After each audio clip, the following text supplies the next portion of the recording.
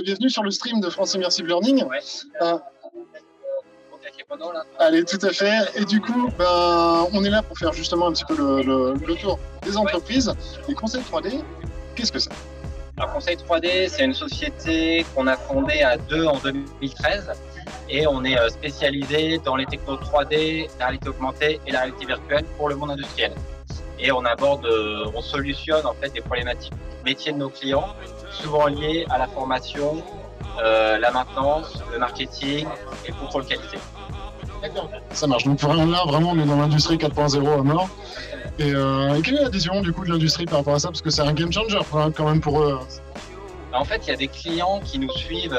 On a des partenariats de confiance avec des clients type Framatome, Total, ArcelorMittal, avec qui on travaille depuis 4-5 ans et qui ont vraiment ancré ces nouvelles technologies dans leur processus.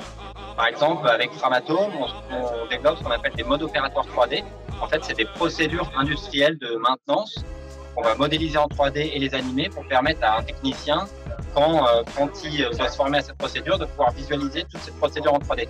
Donc ça, c'est quelque chose maintenant qu'ils font régulièrement dès qu'ils ont un projet. Ils nous demandent de faire un mode opérateur 3D. C'est vraiment quelque chose qu'ils font quasiment pour tous les projets. Ça fait de la formation initiale / formation continue éventuellement? C'est ça, en fait, c'est utilisé dans ce qu'ils appellent eux des pre-job briefings. En fait, c'est des révisions de la formation. C'est directement en centrale, il y a des salles dédiées où ils peuvent réviser leur intervention avant de la réaliser. D'accord, ok, ça marche.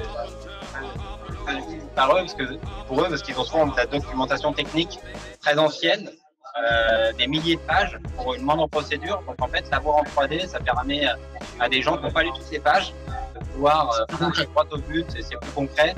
Ils sont aussi dans une dynamique de numérisation du savoir et de sauvegarde du savoir, parce que voilà, la problématique industrielle dont on a pu parler, c'est que le savoir se perd aussi. Il y a des gens qui partent à la retraite, etc. Donc tout ce qui est technologie digitale 3D, ça permet de sécuriser ce savoir et de pouvoir le transmettre aux nouveaux entrants, aux nouveaux embauchés. Du coup, vous faites de la réalité augmentée, mais pas que, parce que là, on voit du coup sur l'écran, alors ça vient bien du PC, on est d'accord, hein? Ah, ok, je voyais pas. Effectivement, je voyais pas, mais en tout cas, sur la table, il y a un magnifique. On est là ce soir et faire le distinguo entre France Immersive Learning et Virtuality. Ah oui, bien sûr, oui, effectivement. Donc là, c'est une soirée, effectivement, faite par France Immersive Learning. Oui, effectivement, si les exposants ont parlé un petit peu de Virtuality, parce que c'est un salon qui démarre demain, pour le coup, sur Paris. Mais effectivement, ce sont deux soirées bien différentes. Donc pour Conseil 3D, effectivement, vous pouvez voir qu'il y a un magnifique HoloLens 2 également sur la table. Et la question que j'allais poser, c'était effectivement, est-ce que dans l'industrie, ça marche? Et donc, en fait, la question que je voulais te poser aussi, c'était, est-ce que l'industrie, du coup, est plus à l'écoute, en fait, autour des technologies AR, ou est-ce qu'elle est plus à l'écoute des technologies VR, par exemple? À nous, notre cœur d'expertise, c'est plus l'AR. On fait de la VR aussi, mais l'AR couvre plus de cas d'usage, en fait, et du coup, ça permet aussi de toucher plus de clients. Je sais que l'AR, il y a vraiment une adhésion, vraiment un déploiement de ces technologies auprès de nos clients. Beaucoup, que ce soit dans l'aide à la vente, par exemple, ou le marketing, où on a besoin de fournir aux commerciaux des outils performants pour pouvoir montrer à son client qu'il puisse se projeter. Donc il y en a pas mal de demandes. On travaille par exemple avec Renault, on a développé une application AR pour l'aide à la vente aux concessions des voitures. Et en fait, l'AR, ça permet d'appuyer une discours commercial qui ne va pas pouvoir tout montrer à son client. Et l'AR, en fait, le fait de pouvoir montrer des vues en transparence, des vues éclatées des véhicules, des éléments cachés, ça permet d'apporter un surplus de connaissances aux clients qui peuvent plus facilement se décider. Il y a aussi la contrainte qu'aujourd'hui, sur un produit, il y a beaucoup d'options.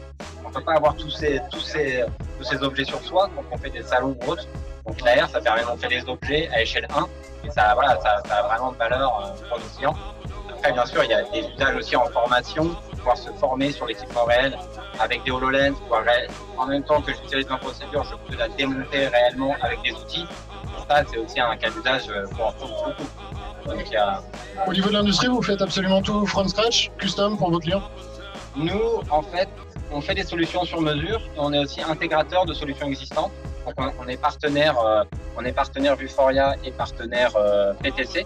Excusez-moi, on est partenaire Vuforia, donc PTC, et on est partenaire Microsoft. Donc Vuforia, en fait, on est partenaire sur leur suite de logiciels. Donc ils ont plusieurs logiciels qu'on peut intégrer. Donc Vuforia Studio qui permet de faire des expériences assez light en réalité augmentée. Vuforia Engine qui est plus pour des expériences sur mesure. Ou après Vuforia Instruct pour faire des modes opératoires 3D en réalité augmentée. Donc soit on intègre des solutions en fait leaders du marché comme Vuforia Studio ou Microsoft Dynamics 365 Guide, ou soit on développe des solutions sur mesure aujourd'hui. D'accord, ok, ça marche. Bon, en tout cas, un grand merci à vous. On aura l'occasion du coup de se revoir tout au long de cette soirée. Merci beaucoup.